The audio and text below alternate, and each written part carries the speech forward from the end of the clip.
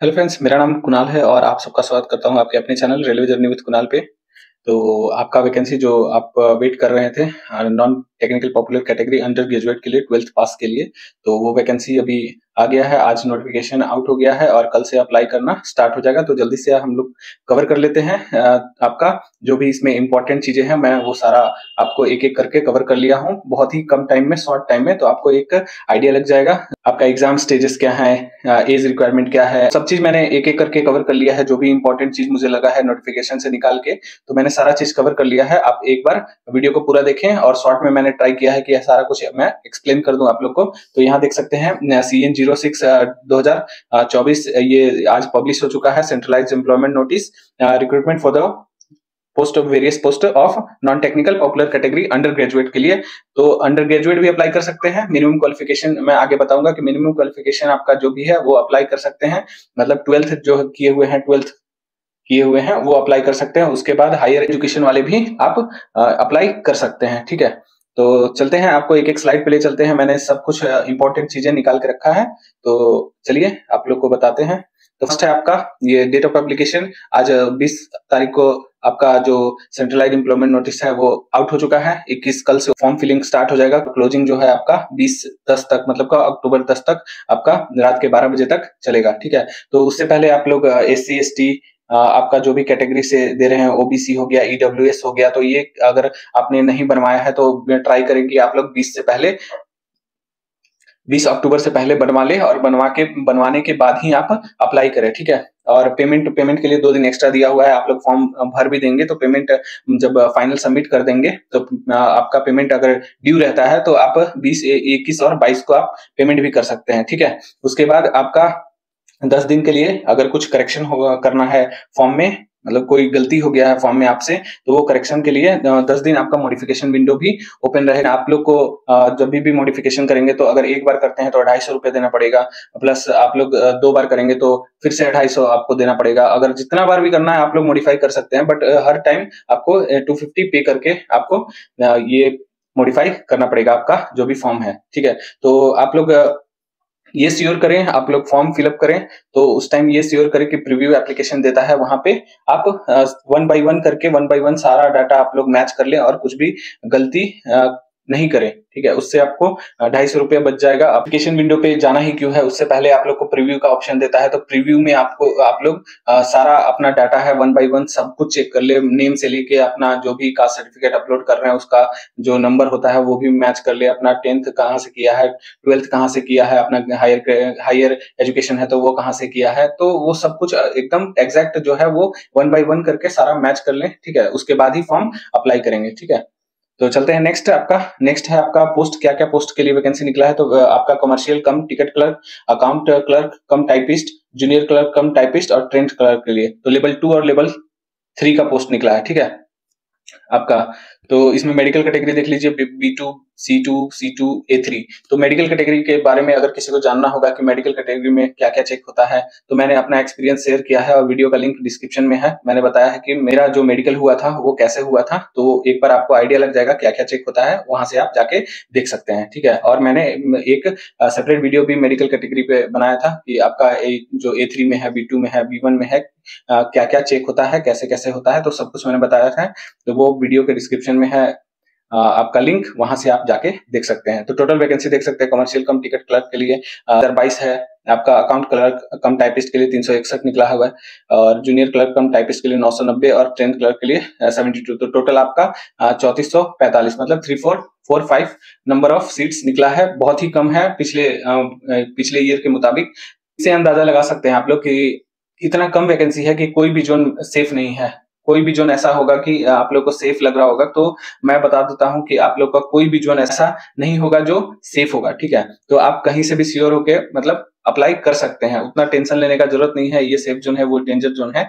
तो इस बार सब डेंजर जोन ही है, ऑलमोस्ट सब। ठीक है, कोई सेफ जोन नहीं है, तो आप कहीं से भी अप्लाई कर सकते हैं। ठीक है, नेक्स्ट चलते हैं। नेक्स्ट आपका देखिए मेडिकल कैटेगरी है A3, B2, C2। तो ये मैंने सारा एक्सप्लेन किया हुआ है आपका मेडिकल कैटेगरी, और मेरा भी मेडिकल हुआ था आपका रेलवे में, तो मैंने वीडियो बनाया हुआ है, अपना एक्सपीरियंस शेयर किया हुआ है कैसे मेडिकल होता है। तो वीडियो के डिस्क्रिप्शन में लिंक है, वहां से आप लोग जाके देख सकते हैं। ठीक है, नेक्स्ट है आपका एज लिमिट क्या है? तो एज लिमिट आपका देख सकते हैं 18 से 33 साल के एज ग्रुप के अप्लाई कर सकते हैं और रिलैक्सेशन आप लोग को मिलता है। जो आपका SC/ST हो गए, SC/ST हो गए, उनको 5 साल रिलैक्सेशन मिलता है। OBC हो गए, उनको 3 साल रिलैक्सेशन मिलता है। प्लस आपका 3 साल मिला हुआ है क्योंकि कोविड-19 की वजह से आपका 3 इयर्स और मिला हुआ है। तो उसमें आप लोग जो भी अभी एज है आपका, उसमें से आप 3 साल प्लस करके उसमें से आप लोग कैटेगरी वाले हैं तो उसमें अगर OBC है तो 3 साल और SC/ST है तो 5 साल ऐड कर लीजिए और PWD ये सब के लिए आप लोग नोटिफिकेशन को देख सकते हैं। ठीक है, तो आपका ये देख सकते हैं OBC के लिए 3 साल,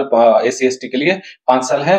ठीक है, उसके बाद 3 साल आपका जो कोविड-19 था उसके वजह से दिया था 3 साल का एज रिलैक्सेशन, तो वो आप अपने एज में जोड़ सकते हैं। ठीक है, तो नेक्स्ट चलते हैं। नेक्स्ट आपका जो फीस क्या लगेगा, एग्जामिनेशन जो अप्लाई करेंगे तो फीस क्या लगेगा, तो 500 फीस है, ये आपका रिफंडेबल है। 400 आप देख सकते हैं, अगर आप CBT 1 एग्जाम में बैठते हैं तो आपका 400 रिफंड कर दिया जाएगा। ठीक है, 100 रुपीज ही आपका लगेगा फॉर्म के लिए। ठीक है, तो और जो UR कैंडिडेट्स के लिए है ये। ठीक है, 500 फीस। जो फीमेल है, PWD कैंडिडेट्स हैं, फीमेल्स है, ट्रांसजेंडर है, एक्स सर्विसमैन है, SC/ST से हैं, इकोनॉमिक बैकवर्ड क्लास EBC से हैं, तो EWS नहीं EBC। ठीक है, तो EBC से हैं, आपको सर्टिफिकेट देना पड़ेगा EBC का। अगर EBC से बिलोंग करते हैं तब आपका फीस जो है कंसेशन होकर 250 आपका लगेगा। ठीक, तो आपका जो 250 रुपीज एग्जामिनेशन फीस लगा, अगर आप CBT 1 में अपीयर कर जाते हैं तो आपका फुल्ली रिफंड हो जाएगा। ठीक है, यहाँ पे देख सकते हैं आप, this fees of ₹250 shall be refunded. ठीक है, तो आपका 250 आप CBT 1 एग्जाम में बैठ के देते हैं तो आपका सारा रिफंड हो जाएगा। तो चलते हैं नेक्स्ट। तो नेक्स्ट आपका 2 स्टेज में एग्जाम होगा, आपका फर्स्ट स्टेज, सेकंड स्टेज। ठीक है, और टाइपिंग टेस्ट, जो टाइपिस्ट के लिए पोस्ट है उसके लिए आपको टाइपिस्ट टेस्ट देना पड़ेगा। ठीक है, तो फर्स्ट स्टेज में आपका सेम टू सेम NTPC जो ग्रेजुएशन के लिए है वो सेम टू सेम आपका सिलेबस वही है, देख सकते हैं। CBT 1 के लिए में 90 मिनट्स मिलेंगे आप लोग को। जनरल अवेयरनेस आपका 40 question, mathematics 30, general intelligence and reasoning 30, total आपका 100 क्वेश्चन रहेंगे 100 मार्क्स के। ठीक है, 1/3 आपका नेगेटिव रहेगा। आप एक्यूरेसी पे ध्यान दीजिएगा, आप टेस्ट वेस्ट लगाएंगे तो उससे एक्यूरेसी आपका मेंटेन हो जाता है। ठीक है, तो सेकंड स्टेज आप देख सकते हैं, तो सेकंड स्टेज होगा आपका, देख सकते हैं सेकंड स्टेज भी सेम आपका 90 मिनट्स मिलेगा। उसमें आपको जनरल अवेयरनेस यहाँ पे 20 क्वेश्चन इंक्रीज कर दिया है, 120 क्वेश्चन। आपका जनरल अवेयरनेस वहां से 40 से 50 हो गया, मैथमेटिक्स 30 to 35 और जनरल इंटेलिजेंस एंड रीजनिंग आपका 30 to 35 हो गया। ठीक है, और जो भी PWD कैंडिडेट्स हैं उनको 120 मिनट्स मिलेगा एग्जाम में। ठीक है, तो नेक्स्ट चलते हैं आपको। तो एक चीज और बता देता हूँ कि फर्स्ट स्टेज में आपको जो है candidates 15 times number of vacancies लेंगे।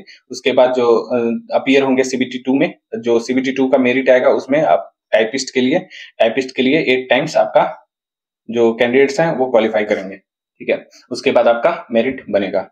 तो चलते हैं नेक्स्ट। आप नेक्स्ट देख सकते हैं कि ये 4 जो पोस्ट है उसके लिए वैकेंसी आया है। लेवल 3 का एक पोस्ट है और बाकी लेवल 2 का पोस्ट है। ठीक है, CBT 1 और CBT 2 सबके लिए कॉमन रहेगा और बस टाइपिंग स्किल जो है वो जो टाइपिस्ट के लिए होगा वही 2, मतलब आपका पोस्ट के लिए सिर्फ टाइपिंग स्किल टेस्ट होगा, जिसमें कि आपका हिंदी का जो टाइपिंग स्पीड चाहिए वो 25 वर्ड पर मिनट चाहिए। ठीक है, और आपका इंग्लिश का चाहिए टाइपिंग स्पीड वो 30 वर्ड पर मिनट चाहिए। तो इंश्योर कीजिएगा कि आपका जो स्पीड है टाइपिंग का वो इतना हो।